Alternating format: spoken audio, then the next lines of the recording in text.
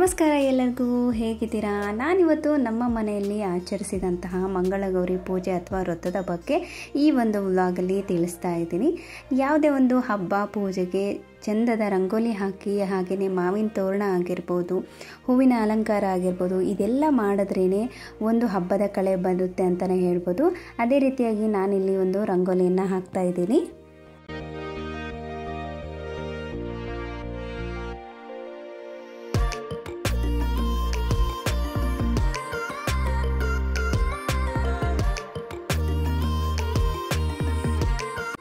ಕೇವಲ ನಮ್ಮ ಮನೆಯಲ್ಲಿ ಆಚರಣೆ ಮಾಡಿದಂತಹ ಮಂಗಳಗೌರಿ ವ್ರತ ಅಷ್ಟೇ ಅಲ್ಲ, ಇದನ್ನು ಯಾಕೆ ಮಾಡಬೇಕು ಮತ್ತು ಹೇಗೆ ಮಾಡಬೇಕು, ಇದರ ಒಂದು ವಿಶಿಷ್ಟತೆ ಬಗ್ಗೆ ಕೂಡ ನಾನು ಈ ವ್ಲಾಗಲ್ಲಿ ಹೇಳ್ತಾ ಹೋಗ್ತೀನಿ.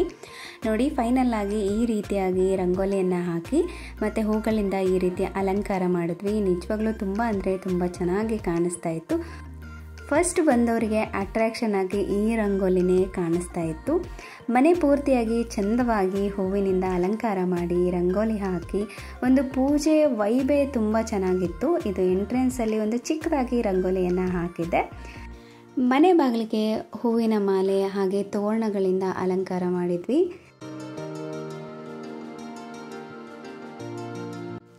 ಮಂಗಳಗೌರಿನ ಸಂಪೂರ್ಣವಾಗಿ ರೆಡಿ ಮಾಡಿ ಸೀರೆ ಎಲ್ಲ ಉಡಿಸಿ ಅಲಂಕಾರ ಮಾಡಿ, ಹೂವಿನ ಅಲಂಕಾರ ಎಲ್ಲ ಮಾಡಿ, ಅದಕ್ಕೆ ಒಂದು ಮಂಟಪ ಕೂಡ ರೆಡಿ ಮಾಡಿ ಅಲ್ಲಿ ಮಂಗಳಗೌರಿನ ಕೂರಿಸಿದ್ದೀವಿ. ತುಂಬ ಅಂದರೆ ತುಂಬ ಚೆನ್ನಾಗಿ ಕಾಣಿಸ್ತಾ ಇತ್ತು. ಹೆಚ್ಚಾಗಿ ಹೂವಿನ ಅಲಂಕಾರ ಇದ್ದಿದ್ದರಿಂದ ತುಂಬ ಚೆನ್ನಾಗಿ ಕಾಣಿಸ್ತಾ ಇದೆ. ನನ್ನ ಮಗನಿಗೆ ಫೋಟೋ ತೆಗೆಸ್ಕೊಳ್ಳೋ ಅಂತ ನಿಲ್ಲಿಸಿದ್ರೆ ಅವನು ಫೋಟೋ ಪೋಸೇ ಕೊಡ್ತಾ ಇಲ್ಲ, ಸುಮ್ಮನೆ ಹೋಗ್ತಾ ಇದ್ದೇನೆ. ಅವನಿಗೆ ಆ್ಯಕ್ಚುಲಾಗಿ ಹೇಳಬೇಕಂದ್ರೆ ಅಲ್ಲಿಗೆ ಹೋಗಿರೋದೇ ತುಂಬ ಖುಷಿ ಆಗಿಬಿಟ್ಟಿದೆ. ಇಲ್ಲಿ ನೀವು ನೋಡ್ತಾ ಇರ್ಬೋದು, ಬಾಗಿನಗಳನ್ನೆಲ್ಲ ರೆಡಿ ಮಾಡ್ಕೊಂಡಿದ್ದೀವಿ. ಅಷ್ಟೇ ಅಲ್ಲ, ಇಲ್ಲಿ ಅರ್ಚಕರು ಕೂಡ ಪೂಜೆಯನ್ನು ಸ್ಟಾರ್ಟ್ ಮಾಡಿದ್ದಾರೆ. ತುಂಬ ಚೆನ್ನಾಗಿರುತ್ತೆ. ಮನೆಗಳಲ್ಲಿ ಈ ರೀತಿ ಒಂದು ಪೂಜೆ ವೈಬೇ ಬೇರೆ, ಮನಸ್ಸಿಗೆ ಒಂದು ನೆಮ್ಮದಿ ನೀಡುತ್ತೆ ಅಂತಲೇ ಹೇಳ್ಬೋದು. ನಾನು ಈ ಮಂಗಳಗೌರಿ ಪೂಜೆನ ಯಾಕೆ ಮಾಡ್ತಾರೆ ಅಂತ ಹೇಳಿ ತಿಳಿಸ್ತೀನಿ. ಗೌರಿ ಪೂಜೆ ಏನು ಅಂದರೆ, ನಾವು ಸುಮಂಗಲಿ ಅಂದರೆ ಮದುವೆ ಆದಂಥ ಹೆಣ್ಮಕ್ಳು ತಮ್ಮ ಒಂದು ಮಾಂಗಲ್ಯ ಗಟ್ಟಿಯಾಗಿರಲಿ, ತನ್ನ ಗಂಡನಿಗೆ ಹೆಚ್ಚಿನ ಆಯಸ್ಸನ್ನು ಕೊಡಲಿ, ಮಕ್ಕಳ ಭಾಗ್ಯವನ್ನು ಕೊಡಲಿ, ಮಕ್ಕಳಿದ್ದವರಿಗೆ ಅವರು ಸುಖವಾಗಿರಲಿ ಅನ್ನೋದಕ್ಕೋಸ್ಕರ ಈ ಒಂದು ಪೂಜೆಯನ್ನು ಮಾಡ್ತಾರೆ. ಪುರಾಣ ಪುಣ್ಯ ಕಥೆಗಳ ಪ್ರಕಾರ ಒಬ್ಬ ರಾಣಿ ತನ್ನ ಗಂಡನಿಗೆ 16 ವರ್ಷ ಆಯಸ್ಸು ಮಾತ್ರ ಇರುತ್ತೆ. ಅವಳ ಸುಮಂಗಲಿತನವನ್ನು ಕಾಪಾಡ್ಕೊಳ್ಳೋದಕ್ಕೋಸ್ಕರ ಅವರು ಈ ವ್ರತವನ್ನು ಮಾಡಿ ಅವ್ರ ಗಂಡನನ್ನು ಉಳಿಸ್ಕೊತಾರಂತೆ. ಇಲ್ಲಿ ನೋಡಿ, ಮಕ್ಕಳೆಲ್ಲ ಸೇರಿ ಅವರ ಅಜ್ಜನ ಜೊತೆ ಹೇಗೆ ಎಂಜಾಯ್ ಮಾಡ್ತಿದ್ದಾರೆ.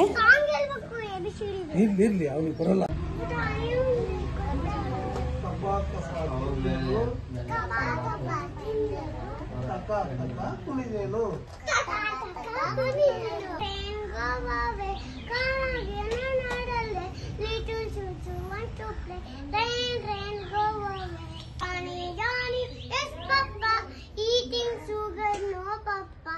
Telling lies, no papa. Open your mouth. Yes. Ganapati ರಾಯ ಮುಗಿವನು ಕೈಯ ನಾವು ಸಣ್ಣ ಮಕ್ಕಳು ನಿನ್ನ ಸೇವೆ ಮಾಡುವೆ, ತಪ್ಪಿದಲ್ಲೇ ಒಪ್ಪಿಕೊಳ್ಳಯ್ಯ. ಈಗ ಪೂಜೆ ಎಲ್ಲ ಮುಗಿತು. ಪೂಜೆ ಮುಗಿದ ಮೇಲೆ 5 ವರ್ಷದಿಂದ ನಾವು ಈ ಪೂಜೆಯನ್ನು ಮಾಡಿರೋದ್ರಿಂದ 5 ವರ್ಷದ ನಂತರ 5 ಜನ ಮುತ್ತೈದೆಯರಿಗೆ ಈ ರೀತಿ ಬಾಗ್ನ ಕೊಡ್ತಾ ಇದ್ದೀವಿ. ಈ ಬಾಗ್ನದೊಳಗಡೆ ಹೂವು, ಹಣ್ಣು, ಕಾಯಿ, ಅರಿಶಿನ, ಕುಂಕುಮ, ಹಾಗೆ 5 ರೀತಿಯ ಲೋಹ, 5 ರೀತಿಯ ಧಾನ್ಯಗಳು, ಬೆಲ್ಲ, ಇದೇ ರೀತಿಯಾಗಿ ಮುಂತಾದ ಸಾಮಗ್ರಿಗಳನ್ನು ಇಡ್ತಾರೆ. ತುಂಬ ಚೆನ್ನಾಗಿರುತ್ತೆ. ಇದನ್ನೆಲ್ಲ ರೆಡಿ ಮಾಡುವಾಗ ನಾನು ಇರಲಿಲ್ಲ, ಹಾಗಾಗಿ ಆ ಒಂದು ವಿಡಿಯೋನ ನಾನು ಮಾಡ್ಕೊಳ್ಳೋದಕ್ಕಾಗಲಿಲ್ಲ. ಈ ಒಂದು ಮಂಗಳಗೌರಿ ವ್ರತವನ್ನು ಮದುವೆಯಾದ ವರ್ಷವೇ ಈ ಒಂದು ವ್ರತವನ್ನು ಹಿಡಿಬೇಕು. ನಾನು ಅಷ್ಟೇ, ಅಥವಾ ನನ್ನ ಸಿಸ್ಟರು ಅಷ್ಟೇ, ಇಬ್ಬರು ನಾವು ಮದುವೆಯಾದ ವರ್ಷವೇ ಈ ಒಂದು ಪೂಜೆಯನ್ನು ವ್ರತವನ್ನು ಸ್ಟಾರ್ಟ್ ಮಾಡ್ಕೊಂಡ್ವಿ. 5 ವರ್ಷದ ನಂತರ ಈ ಒಂದು ಬಾಗ್ನನ ಕೊಡಬೇಕು. ನಾನು 5 ವರ್ಷ ಅಂದರೆ ಹೋದ ವರ್ಷಕ್ಕೆ 5 ವರ್ಷ ಆಯಿತು. ನಾನು ಹೋದ ವರ್ಷ ಕೊಟ್ಟೆ, ಆದರೆ ಇವಳಿಗೆ ಚಿಕ್ಕ ಮಗು ಇರೋದ್ರಿಂದ ಆವಾಗ ತಾನೇ ಇವಳು ಡೆಲಿವರಿ ಆಗಿತ್ತು, ಹಾಗಾಗಿ ಕೊಟ್ಟಿರಲಿಲ್ಲ. ಈ ವರ್ಷ ಅವಳು ಈ ಒಂದು ಪೂಜೆಯನ್ನು ಅಥವಾ 6 ವರ್ಷಕ್ಕೂ ಕೂಡ 5 ಬಾಗ್ನವನ್ನು ಕೊಡ್ಬೋದು. ಅದಕ್ಕೆ ಇಬ್ಬರು ಸೇರಿಬಿಟ್ಟು ನಾವು ಬಾಗ್ನವನ್ನು ಕೊಡ್ತಾ ಇದ್ವಿ. ತುಂಬ ಚೆನ್ನಾಗಿ ಅನಿಸುತ್ತೆ ಈ ರೀತಿ ಒಂದು ಪೂಜೆ ಎಲ್ಲ ಮಾಡಿದಾಗ. ಈ ವರ್ಷ ಬಾಗ್ನ ಕೊಡ್ತಾ ಇರೋದು ನನ್ನ ಸಿಸ್ಟರ್ ಮಾತ್ರ. ಪೂಜೆ ಎಲ್ಲ ಅವಳೇ ಮಾಡಿರೋದು. ನಾನು ಒಟ್ಟಿಗೆ ಸೇರಿ ಬಾಗ್ನ ಮಾತ್ರ ಕೊಡ್ತಾ ಇರೋದು, ಯಾಕೆಂದರೆ ನಾನು ಹೋದ ವರ್ಷ ಕೊಟ್ಟಾಗಿದೆ, ಹಾಗಾಗಿ ಈ ವರ್ಷ ಅವಳು ಕೊಡ್ತಾ ಇದ್ದಾಳೆ. ಇಲ್ಲಿ ನಾವು ಬಾಗಿನ ಕೊಡ್ತಿರೋದು ನನ್ನ ಅತ್ತೆ ಮನೆ, ಅಂದರೆ ನಮ್ಮ ಗಂಡನ ಮನೆಯಲ್ಲಿ ನಾವು ಬಾಗಿನವನ್ನು ಕೊಡ್ತಾ ಇರೋದು. ಈ ಒಂದು ಬಾಗಿನವನ್ನು ಅಥವಾ ಈ ಒಂದು ವ್ರತವನ್ನು ಮದುವೆಯಾದ ಹೊಸದರಲ್ಲಿ ಅಂದರೆ ಮೊದಲನೇ ವರ್ಷ ಇಡಬೇಕು. ಅದಾದಮೇಲೆ 5 ವರ್ಷದ ನಂತರ 5 ಬಾಗಿನ. ನಿಮಗೇನಾದರೂ 5 ವರ್ಷಕ್ಕೆ ಕೊಡೋದಕ್ಕೆ ಆಗಲಿಲ್ಲ ಅಂತಂದರೆ 9 ವರ್ಷ, 11 ವರ್ಷ ಹೀಗೆ ನೀವು ವರ್ಷಗಳನ್ನು ಮುಂದೂಡ್ತಾ ಎಷ್ಟು ವರ್ಷ ನೀವು ಪೂಜೆ ಮಾಡಿರ್ತೀರೋ ಅಷ್ಟು ಸುಮಂಗಲಿಯರಿಗೆ ಈ ಒಂದು ಬಾಗಿನವನ್ನು, ಅಷ್ಟೇ ಬಾಗಿನವನ್ನು 5 ವರ್ಷಕ್ಕೆ ಕೊಟ್ಟರೆ 5 ಬಾಗಿನವನ್ನು, 9 ವರ್ಷಕ್ಕೆ ಕೊಟ್ಟರೆ 9 ಬಾಗಿನವನ್ನು ಕೊಡಬೇಕಾಗುತ್ತೆ.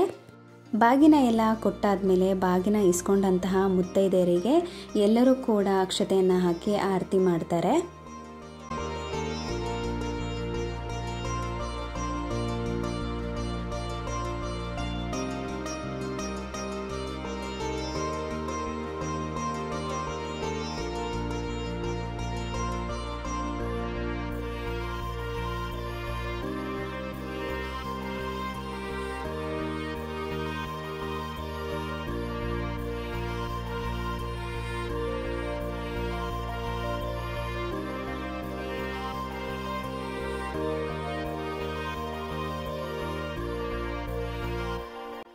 ಈ ಒಂದು ಮಂಗಳಗೌರಿ ವ್ರತವನ್ನು ಶ್ರಾವಣ ಮಾಸದಲ್ಲಿ ಶುರು ಮಾಡಬೇಕು. ಅಂದರೆ ಶ್ರಾವಣ ಮಾಸದ ಮೊದಲನೇ ಮಂಗಳವಾರದಿಂದ, ಮದುವೆಯಾದ ಹೊಸತರಲ್ಲಿ ಮೊದಲ ವರ್ಷ ಶ್ರಾವಣ ಮಾಸದ ಮೊದಲನೇ ಮಂಗಳವಾರ ಬರುತ್ತೆ ಈ ಒಂದು ಮಂಗಳಗೌರಿ ವ್ರತ.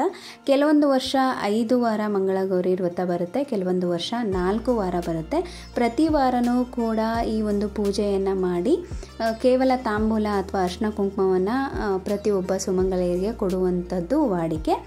ಇದಾಗಿ ಪೂರ್ತಿ ಒಂದು 5 ವರ್ಷ ಮುಗಿಸಿದ ಮೇಲೆ, ಈ ಒಂದು ವ್ರತವನ್ನು ಮಾಡಿದ ಮೇಲೆ 5ನೇ ವರ್ಷ, 9ನೇ ವರ್ಷ ಅಥವಾ 11ನೇ ವರ್ಷ ಈ ರೀತಿಯಾಗಿ ಬಾಗಿನವನ್ನು ಕೊಟ್ಟು ಈ ಪೂಜೆಯನ್ನು ಸಂಪೂರ್ಣಗೊಳಿಸಬೇಕು.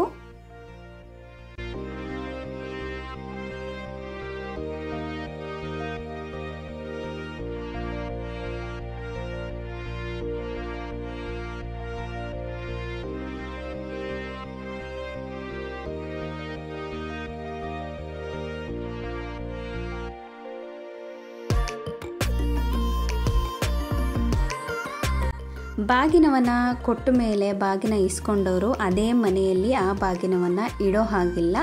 ಅದಕ್ಕಾಗಿ ಅಲ್ಲೇ ಇರುವಂತಹ ದೇವಸ್ಥಾನಗಳಲ್ಲೋ ಅಥವಾ ಗೊತ್ತಿರುವಂತಹ ಮನೆಗಳಲ್ಲೋ ಆ ಬಾಗಿನವನ್ನು ಇಟ್ಟು ಈ ಮನೆಗೆ ಬರಬೇಕು. ಅದೇ ಬಾಗಿನವನ್ನು ತಗೊಂಡು ಮತ್ತೆ ಈ ಮನೆಗೆ ಬರೋ ಹಾಗಿಲ್ಲ. ಅದಕ್ಕಾಗಿ ದೇವಸ್ಥಾನದಲ್ಲೋ ಮನೆಗಳಲ್ಲೋ ಈ ಬಾಗಿನವನ್ನು ಇಟ್ಟು ಬರ್ತಾರೆ. ಮೊದಲೆಲ್ಲ ಬಾಗಿನವನ್ನು ತಗೊಂಡ ಮೇಲೆ ಅವರ ಮನೆಗಳಿಗೆ ಹೋಗ್ತಾ ಇದ್ರು. ಅದೇ ದೂರದಿಂದ ಬಂದಂಥವರಿಗೆ ಆಗಲ್ಲ ಅಂತ ಹೇಳಿ ಈ ರೀತಿ ಒಂದು ಬೇರೆಯವರ ಮನೆಯಲ್ಲೋ ದೇವಸ್ಥಾನದಲ್ಲೋ ಬಾಗಿನವನ್ನು ಇಟ್ಟು ಮತ್ತೆ ಮನೆಗೆ ಬರ್ತಾರೆ.